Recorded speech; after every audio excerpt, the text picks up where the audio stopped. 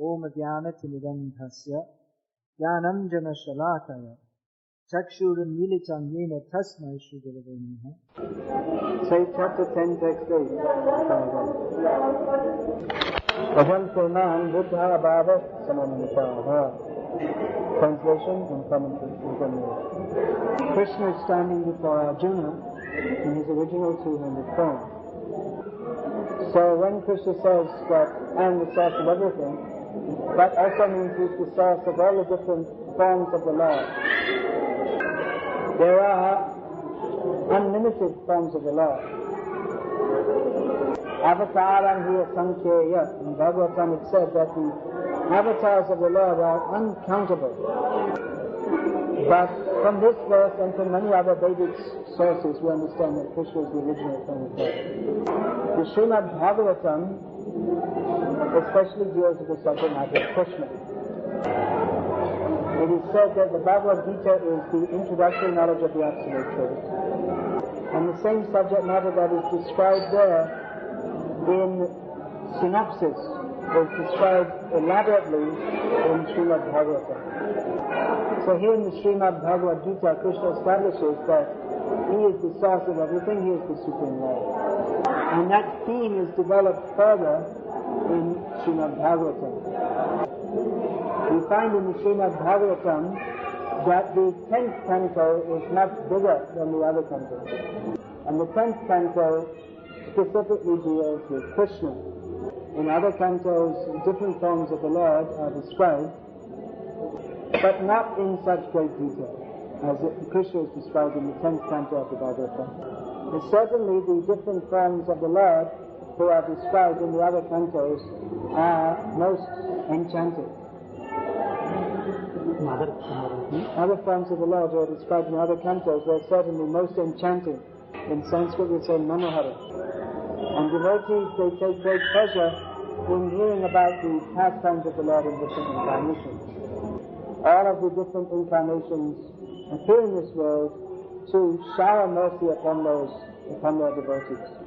And all the incarnations perform wonderful activities that are not possible for any other living being.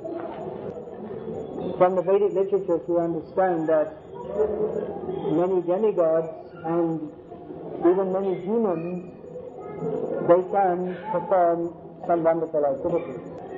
For instance, we quite commonly hear descriptions of different demigods and different demons also taking different forms from their original form. They can adjust their form. Just like, for instance, it's described that when Ravana came to where the demigods were assembled, they hid themselves by taking different forms. When Ravana came to the place where the demigods were assembled, the demigods concealed themselves by taking different forms. The other people concealed. Ravana concealed himself also. No, the demigods. For instance, Yamaraj took the form of a crow, which is why even today sometimes people, before they eat, they put some food out. First of all, they feed the crows before they eat, because that was Yamaraj's benediction to the crows, that people who feed them, they won't have to go to see Yamaraj. And we see similarly many demoniac people who have similar abilities.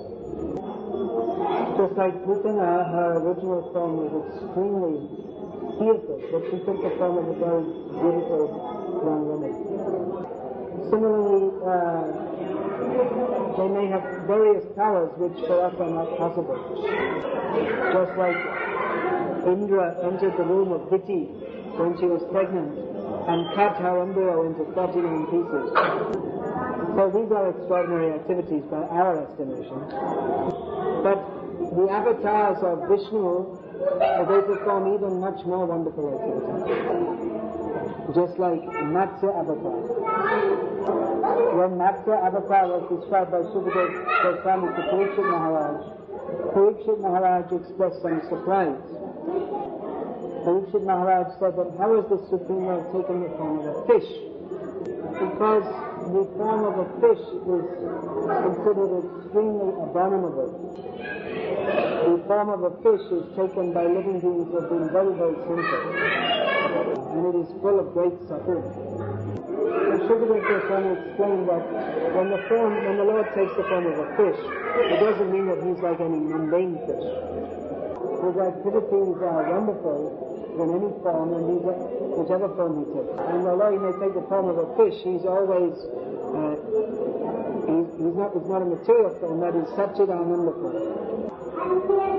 We see the description of the Matsya Avatar in Bhagavad-gita. But he first of all appeared so small that he came in the palm of the Satyavata. And within one day he grew so big that he could not even live in a very great lake. He had to go only to the vast ocean. And even the ocean of this earth wasn't big enough to hold him. At that time there was tremendous rainfall and half the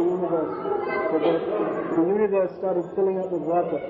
So only when the planets were drowned in that water and the ocean thus became super immense, then at that time the Matsya Avatar, whose form was several million miles long, could float in that water.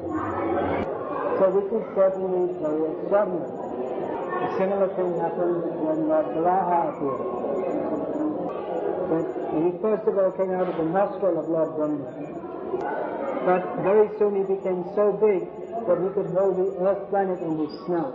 We may similarly be surprised to know that the Lord has taken the form of a heart. But again we must know that this form is Satchidananda. He is always the Supreme Lord. He is not affected by the karma of consciousness in an ordinary way. So when we hear these things, we may be surprised. How is it possible? We see pigs running around every day. We cannot imagine a pig so big that he can pick up the whole earth planet. To us it seems impossible, and therefore we may suppose that these are just not true stories at all. But actually, if we are at all to accept the existence of God, then we should accept these narrations. If we are at all to accept the existence of God, because if God is God, then he should be extraordinary. And he should be so extraordinary that it's far beyond our imagination. If we think God is great, what do we think? We tend to think in terms of our own experience. Just like in the Christian religion, you'll find there is a painting of God in the Sistine Chapel in Rome. It shows him sitting on a cloud. It shows God sitting on a cloud. Because they think God is out there somewhere, so he's probably sitting on a cloud. And it shows him looking like a very old man with a big long beard. Because they're thinking he created the world, he's very old. They don't understand, they don't have actual knowledge of God. They think he's very great, so he's sitting up there somewhere on a cloud. But the Srimad Bhagavatam gives us knowledge of actually how great is God. Information about the wonderful activities of the Lord in his various incarnations, which are inconceivable to the atheists. In fact, we see that Hiranyakashipu's downfall came, the great demon Hiranyakashipu, his downfall came because of his inability to conceive that there could be a person of unlimited power. He estimated that how I can arrange that no one will kill me. He schemed, he planned in such a way that no one could kill him. He said that I should not be killed by a demigod, a man or a demon, nor even by a beast, nor in the day or the night, nor inside nor outside, nor in any 12 months of the year, neither in the sky, nor the land, nor the water. So he planned in so many ways that he could not be killed. There was no material condition in which he could be killed. It was not possible for him to estimate that the Supreme Lord can exist beyond all these material conditions and come and kill him. what else? No weapons. So in this way, the Supreme Lord demonstrates in his different incarnations his various wonderful pastimes. And different devotees are very much attached to different forms of the Lord. Just like, for instance, many people are attached to Lord Ram. There is a famous statement by Hanuman. Srinate Janakinate Abheda Paramatmani Tasmatmana Sarvasvam Rama Kamalochana. He says that I know that Srinath, Vishnu, and Janakinath, Rama, are the same Supreme Personality of Godhead. The same Supreme Personality of Godhead. But he said that still my attachment is to Rama. Not Srinath, not Vishnu, but Rama. So in this way, various devotees are attached to different forms of the Lord. And all the forms of the Lord perform wonderful activities that the devotees love to hear about. But still, Krishna is most special. And practically the descriptions of the different incarnations in the Bhagavatam are just to help us appreciate more Krishna. Because the most wonderful thing is that although Krishna is the source of all incarnations, he mixes with his devotees as if he was just an ordinary person. But although everything in existence is dependent upon him, he becomes as if dependent upon his devotees. The form of Varaha was so big that great oceans could fit in the lomakup, in the follicle of his hair. But the original form of God, Krishna, who is the source of Varaha and all the incarnations, is bathed by Mother Yasoda with the milk from her breast. When Krishna comes back from pasturing the cows, his body is covered with dust, and Yasoda bathes him with the milk from her own breast, coming from her affection. So all the forms of the Lord they evoke the love of the devotees. But especially Krishna, the original form of God, he is especially known as Prema Purushottam.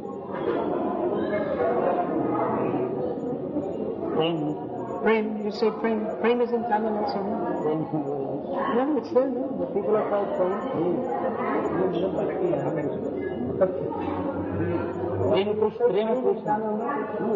Just say Prem. Yes, Prem. Just say Prem. You can say it in Tamil.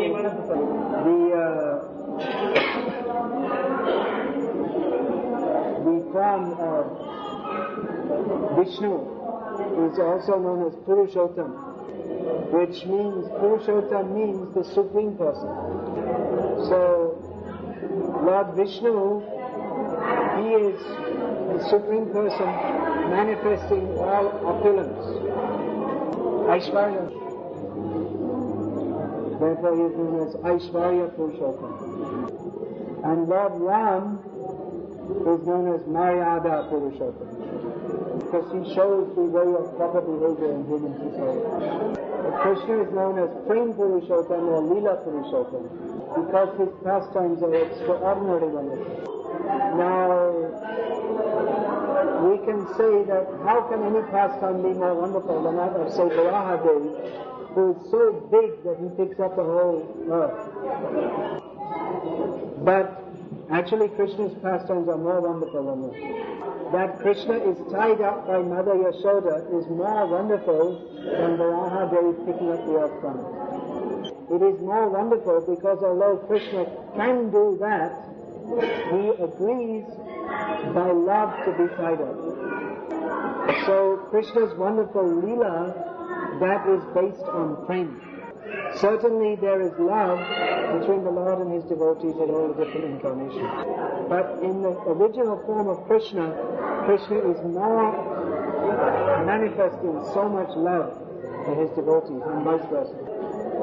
So this extraordinary love for Krishna It's difficult to appreciate for those who are very much in the mood of respectfully worshipping Lord Narayana. But this very close, loving relationship with Krishna, that is the topmost platform of love of God. This is bhakti beyond simply appreciation. It's bhakti in which one develops a very, very close and loving relationship with Krishna. So this is especially taught by Chaitanya Mahaprabhu, and this is being taught in the Sampradaya of Chaitanya Mahaprabhu. How we should develop a very close, loving feeling of Krishna, who is the original form of the personality of Godhead. Hare Krishna. Any question about this? I don't know if they could hear so well.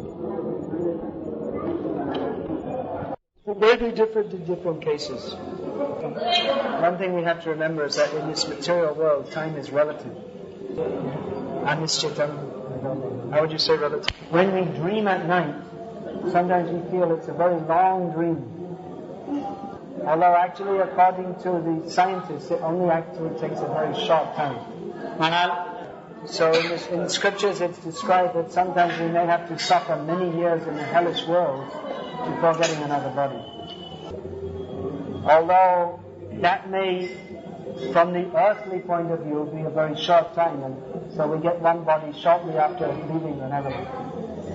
The best thing is to take up Krishna consciousness very seriously. Then we don't get another body. Then we don't have to worry about it.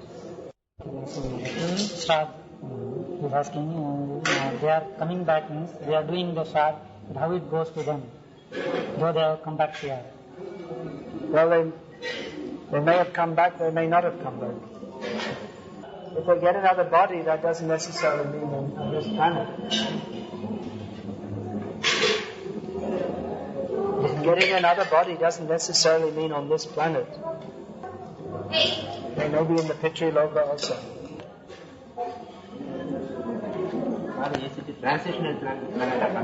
Everything is transitional. This earth planet is not our home. Our real home is in the spiritual world. Seven planetary systems. The seven planetary systems. Not planets, planetary systems. It's not 14.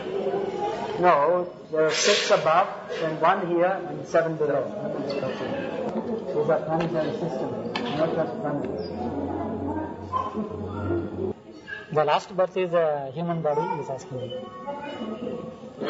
Generally, one is liberated from the human body, yes. Generally, not always. By the grace of the Lords or His devotees, even living beings in lower life forms can be liberated. But generally, the last form is that of a human being. But it doesn't mean that every human being is going to be liberated. Most of them are not. It's not possible. Not possible. All will. No, I didn't say that. You said that. I didn't say that. Not possible. It is possible for everyone, but not everyone does. It's possible for everyone to be fully Krishna conscious, but most people don't want to be. Most people don't want to be Krishna conscious.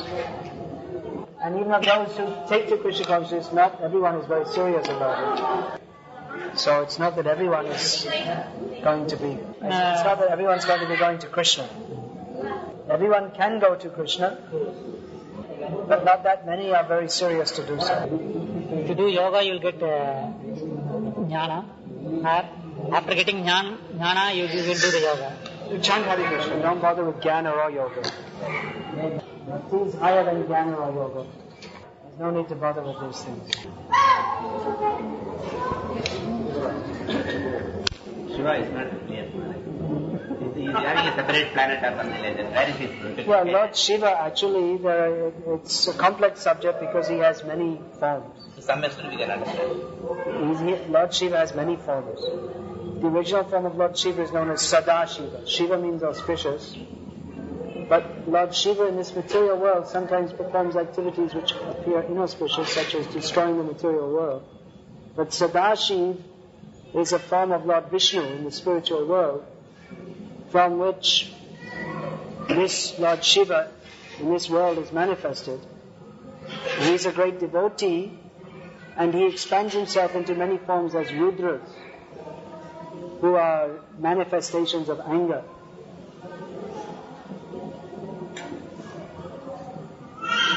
So he's a great devotee, but at the same time, in some of his forms, he's in contact with the mode of ignorance. He's in contact with the material energy. This is described in Brahma Samhita.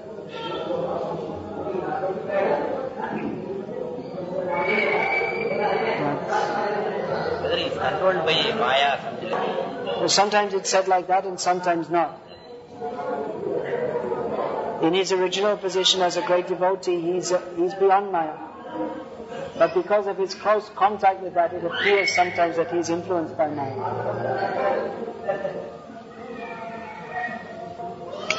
People worship him for material benefits. Yeah. People who do so, they get no spiritual benefit by doing so. Translate. Vidya means principle of anger.